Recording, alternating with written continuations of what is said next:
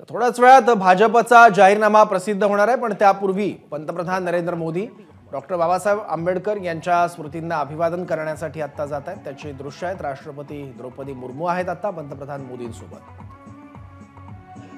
आज डॉक्टर बाबासाहेब आंबेडकर यांची जयंती आणि त्यानिमित्त हाच मुहूर्त साधत भाजपकडून आज जाहीरनामा प्रसिद्ध केला जातोय। आजच्या दिवसाची निवड त्यासाठी करण्यात आली आहे, कारण आज डॉक्टर बाबासाहेब आंबेडकर यांची जयंती आहे आणि याच 133व्या जयंतीचा मुहूर्त साधत भाजपकडून थोड्याच वेळात जाहीरनामा सुद्धा प्रसिद्ध केला जाणार आहे।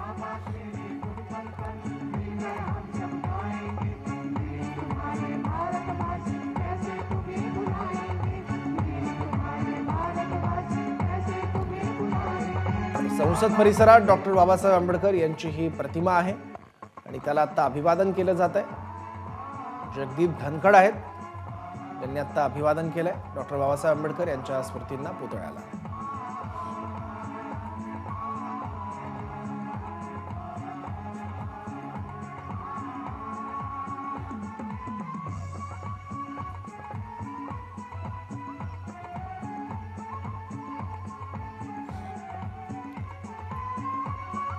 पंतप्रधान नरेंद्र मोदी यांनी अभिवादन केलंय पुतळ्यासमोर। ते नतमस्तक झालेले आहेत डॉक्टर बाबासाहेब आंबेडकरांच्या।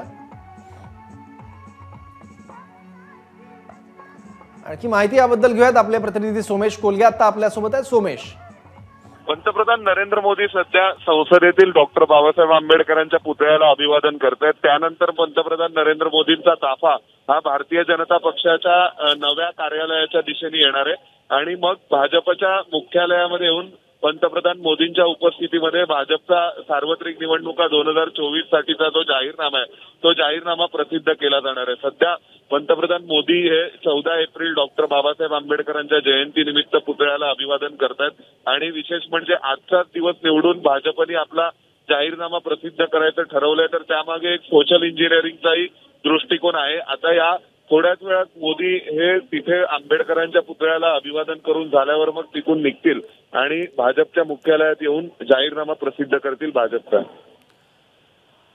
ज्या स्थळावरून आता अभिवादन केलंय ते स्थळ आणि भाजपचं ऑफिस, हे अंतर साधारण किती आहे सोमेश? साधारणपणे संसदेपासून ते पंतप्रधान मोदींना जे भाजपच्या मुख्यालयात यायचंय तिथपर्यंतचं अंतर हे 5 ते 6 किलोमीटरचं अंतर आहे। त्यामुळे जवळपास अर्धा तास इतका वेळ हा मोदींना तिथून संसदेतून निघाल्यानंतर भाजपच्या मुख्यालयात पोहोचेपर्यंत लागू शकतो। त्यामुळे आपण अपेक्षा करू शकतो की साधारणपणे 9:15 ते 9:30च्या नंतर भाजपचं घोषणापत्र, भाजपचा जाहीरनामा हा प्रसिद्ध केला जाईल। नरेंद्र मोदींना संसदेच्या प्रांगणातून आता डॉक्टर बाबासाहेब आंबेडकरांच्या पुतळ्याला अभिवादन करून झाल्यावर भाजपच्या मुख्यालयात यायचंय। भाजपच्या मुख्यालयामध्ये सुद्धा आल्यानंतर ते पहिल्यांदा दीनदयाळ उपाध्याय आणि डॉक्टर श्यामाप्रसाद मुखर्जी यांच्या पुतळ्याला अभिवादन करतील। त्यानंतर मग ते भाजपच्या सभागृहामध्ये व्यासपीठावर येतील आणि त्या ठिकाणी मग भाजपचा जाहीरनामा प्रसिद्ध करतील।